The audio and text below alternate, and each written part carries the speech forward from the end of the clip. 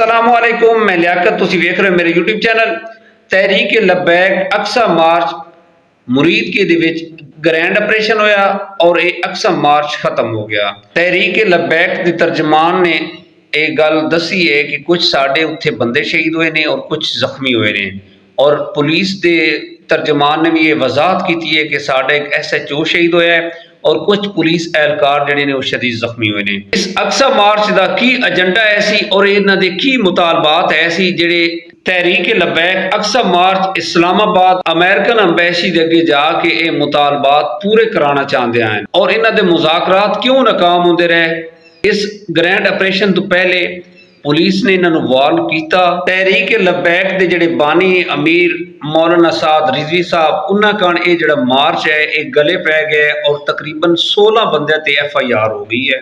SHO Shahzad झम्मट साहब इस operation के शहीद हुए ने। इस जिहड़े FIR हुई ने ये 30 दफात लगाई गई ने, वो मुकम्मल तुहाडे नाल तफसील दे नाल डिस्कस करांगे। साडे चैनल सब्सक्राइब करो, बेल आइकन बटन प्रेस करो और वीडियो में शेयर करो। अक्सा मार्च का आगाज जुम्मे वाले दिन जुम्मे की नमाज तो बाद किया और रस्ते दे विच मुजाहिरीन और पुलिस की झड़पां होंदियां रही ने। गवर्नमेंट चाहती है कि इन्हां दे मुज़ाकरात इत्थे ही हो जान ते ये वापस हो जान और ये जिहड़ा अक्सा मार्च है खत्म कर दिता जाए, लेकिन साद साहब इस गल ते एग्री नहीं हुए। साद साहब के कुछ मुतालबात हो रहे सन, लेकिन जिहड़ा ये काफिला है ये बंदे बड़े शामिल हुए। अमीर साहब ने जनाब एक वीडियो पैगाम जारी किया और उन्होंने कहा जी इस अक्सा मार्च दे विच शामिल हो। उस दे विच धड़ाधड़ बंदे जिहड़े ने वो शामिल हो गए, कोई मोटरसाइकिलों ते, कुछ गाड़ियां ते और कुछ जनाब बसां ते जाके इस काफिले दे विच शामिल हो गए। इस काफिले दे विच तकरीबन हज़ारां लोग आए सन और मुरीद के दे विच इन्होंने पड़ाव किया। उत्थे कोशिश है सी गवर्नमेंट की कि इत्थे मुज़ाकरात होण और ये अक्सा मार्च इत्थे खत्म हो जाए। साद रिजवी साहब के बयान हैं कि जनाब मेरे अल बंदा कोई नहीं आ रहा मुज़ाकरात, लेकिन गवर्नमेंट मुज़ाकरात टीम इन्हां दे कोल बार बार गई है और एंड ते आके जिस दिन ग्रैंड ऑपरेशन होया उस शाम नूं मुफ्ती मुनीब साहब गए ने। उन्होंने इन्हां दी बड़ी मिन्नत की कि अक्सा मार्च खत्म कर दो, लेकिन साद रिजवी साहब नहीं मने। मुज़ाकराती टीम ने एंड ते आके IG पंजाब साहब और जिहड़े गवर्नमेंट के इदारे हैं उन्हां दे जिहड़े सीनियर हैं उन्होंने जाके दस दिता कि इन्हां दी जिहड़ी डिमांड है ओवरऑल इन्हां दे मुज़ाकरात हैं, उन्हां दे विच कुछ मैं तुहाडे नाल डिस्कस कर देना। साद साहब ने कहा जी मेरे घर दे विच पुलिस ने छापा मारिया और कुछ पैसे और कुछ असला जो वीडियो दे विच दिखाया गया है और कुछ सोना लैके गए ने वो मैंने वापस करो और मेरे जिहड़े जुम्मे वाले दिन बंदे गिरफ्तार किए ने 25-30 बंदे उन्होंने रिहा करो। इस तरह के कुछ मुतालबात है सन और कुछ मुतालबात जिहड़े इस्लामाबाद जाके मनवाना चाहते हैं। वो कुछ फलस्तीन के बारे इसराइल ने जंगबंदी का ऐलान कर दिता है और अपनी जिहड़ी फौज है वापस बुला ली और वो खुशी मना रहे ने। साडे कोल अमीर साहब जनाब लॉन्ग मार्च पता नहीं एक गल समझ तो बाहर है जी। तकरीबन पूरी रात 2:30-3 बजे तक जनाब पुलिस इन्होंने वार्न करती रही है। IG साहब तक इन्होंने वार्न किया कि यह रोड क्लीयर कर दो। यकीन करो 2-3 दिन तो यह रोड बंद हो गया, लोगों को बड़ी मुश्किलात का सामना करना पिया है और उत्थों के जिहड़े वासी बंदे हैं वसेब के रहने वाले बंदे वो आते हैं यकीन करो कोई मरीज तक जिहड़ा ना जा सकता। और झड़पां दे विच जनाब कई ऐसे पुलिस एहलकार ने जिहड़े इन्होंने जख्मी किए ने। मुजाहिरीन ने एहतजाज करो पुरअमन करो, लेकिन एहतजाज कुछ मकसद होंदा है, किसी मकसद कारण करो। अजे कोई मकसद नहीं नज़र आ रहा। फलस्तीन दे विच जनाब फौज इसराइल ने वापस बुला ली है, उन्हों का मुआहदा हो गया है और वो खुशी मना रहे हैं। लेकिन अलामा साहब रिजवी साहब के जिहड़े मुतालबात हैं एक सवालिया निशान है। बाद दे विच अलामा साहब ने जनाब ऐलान किया कि पूरे मुल्क नूं जाम कर दो।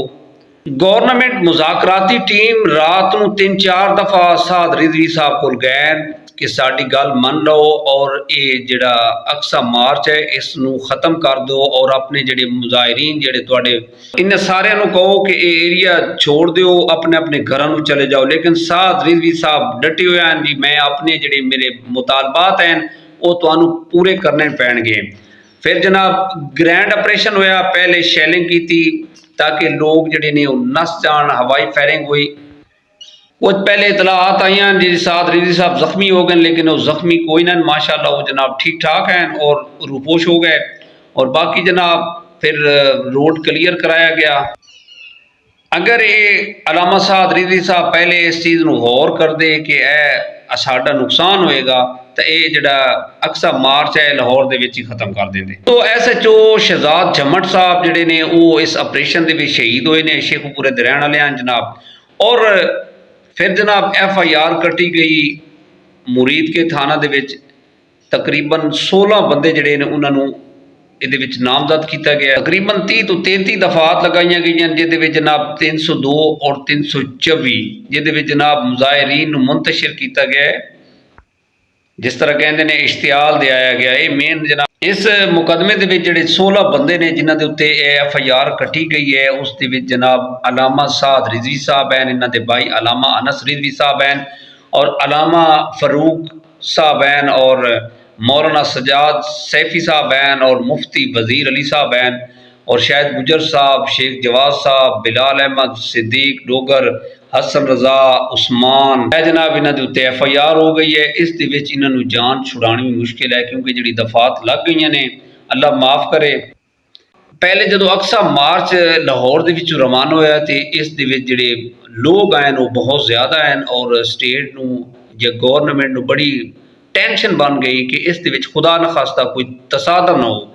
तुसी देख रहे हो कि अफगानिस्तान दे नाल साडी पाक आर्मी जिहड़ी है वो लड़ रही है, झड़पां हो रही ने और साढ़े कोल जिहड़े जलसा जलूस होंदे ने इहदे विच बड़ी परेशानी बन रही है। खुदा न खास्ता कोई बम ब्लास्ट ना हो जाए, कोई इस तरह का होर मसला ना बन जाए तो फिर मुल्क दे विच अनारकी फैलदी है। इस अनारकी तो बचन कारण जनाब साडी गौरनमेंट ने कोशिश की है, साडे जिहड़े पंजाब पुलिस के इदारे ने इन्हों की कोशिश आई कि तसादम ना होए और ये अक्सा मार्च जोड़े ख़त्म होना चाहिए क्योंकि हालात पहले भी बार्डर से कशीदा चल रहे हैं। लेकिन अलामा साद रिजवी साहब अपने मौक़िफ़ से डटे हुए हैं कि मैं जो मुतालबात हैं ना अपने मनवाने ने और ये जो 16 बंदे ते FIR हुई है इन्होंने तकरीबन 4 तो 5 लोग जोड़े ने वो गिरफ्तार हो गए हैं।